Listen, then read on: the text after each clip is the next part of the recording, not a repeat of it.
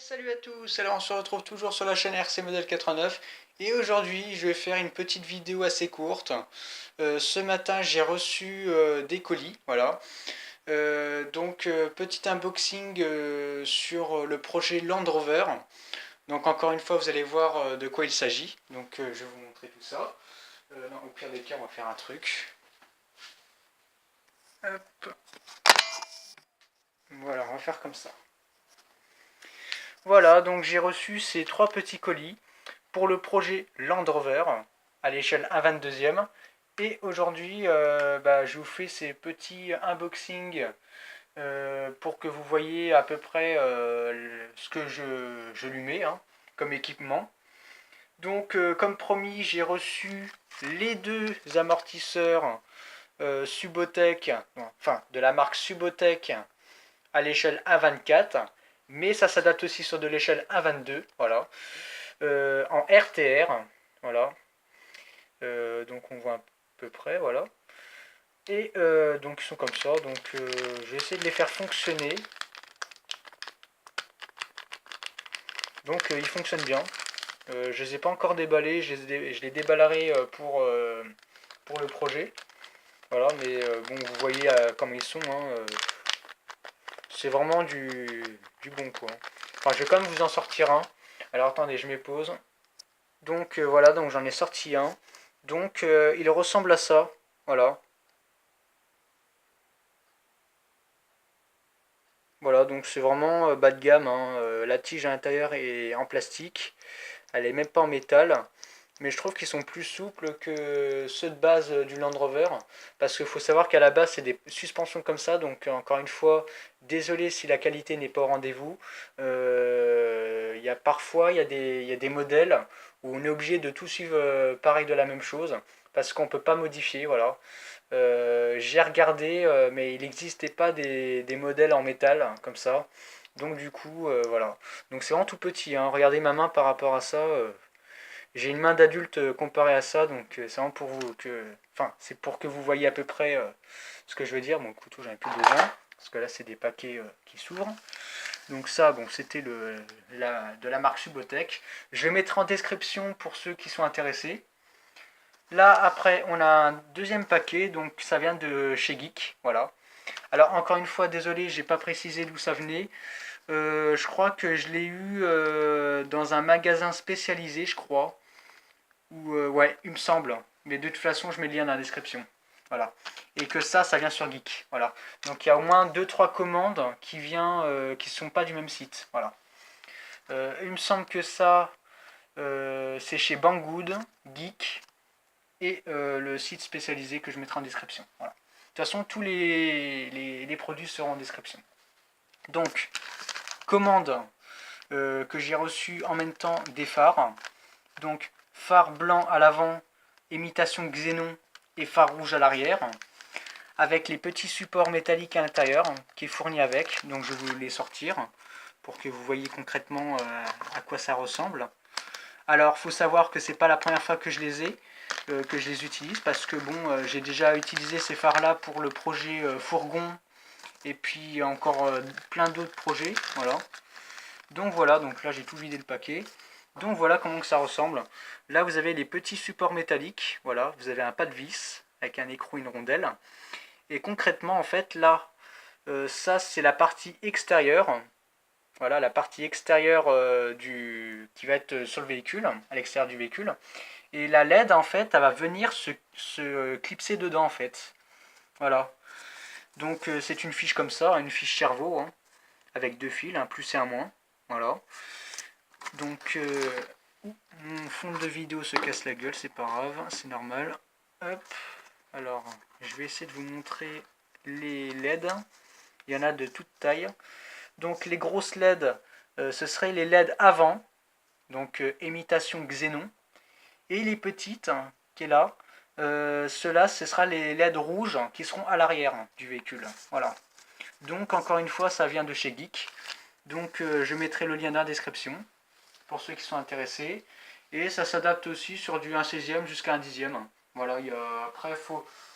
Bon, moi sur du 1/22e, je pense que ça posera pas de soucis. Donc après, tout ce qui est fil, bon, ça passera, hein. Mais voilà. Là, je crois que c'est une commande de chez Banggood, il me semble. C'est un variateur. Donc le variateur que je vous parlais précédemment sur le projet Land Rover aussi. Donc tout ça, ça concerne le Land Rover, hein. Donc c'est un variateur 10 ampères. Alors il faut savoir que je voulais prendre un variateur 30 ampères, mais il n'en avait plus en stock. Et vu que moi je voulais vraiment un variateur spécifique avec bon, une petite taille comme ça, avec des fiches JST dessus, et ben je me suis dit tiens je vais prendre un variateur 10 ampères. De toute façon, quand j'ai fait le projet fourgon qui est sur ma première chaîne YouTube, que je vous ai fait une vidéo sur ça, moi j'ai pris un variateur à peu près comme ça. Bon, il était rouge, celui-là il est bleu ou noir, et il faisait 10 ampères, donc pour un traction avant ça encaisse largement. Donc pour un 4 roues motrices on verra. Donc encore une fois c'est une surprise, donc je vais mettre pause et on se rejoint après. Donc me revoilà, j'ai déballé le variateur pour que vous voyez concrètement à quoi il ressemble. Donc je le mets dans ma main, enfin je le mets sur ma main pour que vous le voyez. Donc ça fait ça, hein, c'est vraiment tout petit. Ça s'adapte pour du un 20e, un 22e, un 24e. C'est vraiment tout petit quoi. Donc voilà. Donc comme promis, vous avez la fiche en JST plug. Donc celle-ci doit aller à la batterie, il me semble. Et l'autre qui est tout en bas doit aller au moteur. Ou l'inverse, je sais plus. Donc vous avez le fil signal qui est ici. Ah bah décidément. Mon fond de vidéo, je le colle à la glu moi tout à l'heure. Bon bref, hein. Concrètement voilà comment que ça fera. Ce câble là, blanc, rouge, noir, en fiche cerveau, et bah celui-là il se branchera sur le récepteur. Vous avez l'interrupteur qui est là, donc un 2 positions, un switch. Voilà. Bon, celui-là n'est pas étanche, voilà. Et petite chose très importante qu'on ne voyait pas à l'intérieur du paquet. Quand j'ai déballé le paquet, je pensais qu'ils avaient fait un truc à même le circuit. Et en fait, non, je crois que ça fait comme les petits variateurs que j'ai fait en unboxing. Enfin, c'était pas en unboxing, c'était, rappelez-vous, c'était la vidéo sur les variateurs. En gros, j'expliquais concrètement comment c'est un variateur et comment que ça fonctionnait. Et je vous ai présenté un petit variateur rouge, mais comme ça. Et bah celui-là, il est pareil. Vous avez un truc, bon, ça brille, donc en fait c'est ça. Vous avez une espèce de une protection dessus, mais c'est pas pour autant que c'est waterproof, parce que celui-là, il n'est pas waterproof. Donc voilà. Enfin, je ne pense pas. Donc voilà, donc ça c'est le variateur, donc je vais le mettre là. Et j'ai vu qu'il y avait une documentation qui était avec. Donc comme ça vous allez pouvoir voir concrètement ce qui est marqué. Donc c'est un RC mode 1 par 10 ampères en brochette. Donc pour moteur charbon ou balai. Bon moi je l'ai utilisé pour les moteurs à balai. Parce que pour moi il ne s'adaptera pas sur du charbon pour moi. Il n'aura pas assez de patates pour faire tourner à fond le moteur. À voir, mais bon. Donc c'est un ESC. W-Brac, donc ça je sais pas ce que ça veut dire. Voilà. Donc It's Brushed Electric Speed Controller. For un 16e, un 18e et un 24e. Donc encore une fois, vous voyez que je me suis trompé. Parce qu'il peut aussi s'adapter sur du 1 16e apparemment. Et aussi sur du 1 18e. Donc là j'ai appris quelque chose. RC Car Boot Tank Input. Donc input je crois que c'est entrée. Donc en entrée de voltage j'ai 4 volts 8 à 8 volts 4. En LiPo 2S NiMH NiCD 4 à 7 cellules maximum. Output donc je pense que ça c'est sorti. En sortie voltage bec, donc le bec, la fiche bec c'est ça, hein, le truc cerveau là qui est là, la fiche cerveau.